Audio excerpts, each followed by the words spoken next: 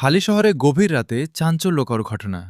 চট্টগ্রামের হালিশহর থানার চৌধুরীপাড়ায় একটি ভাড়া বাসায় মাদক ও অসামাজিক কার্যকলাপের অভিযোগে এক তরুণ ও তরুণীকে আটক করে স্থানীয়রা।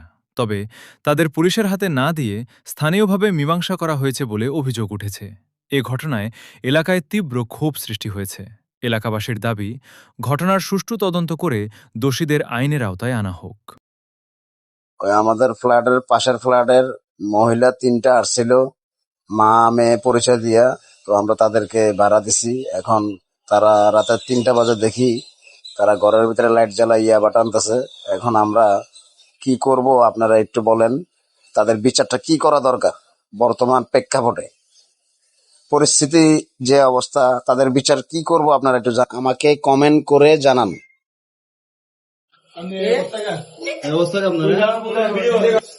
চট্টগ্রাম থেকে পারভেজ বাঙালি, দৈনিক বাংলার আকাশ।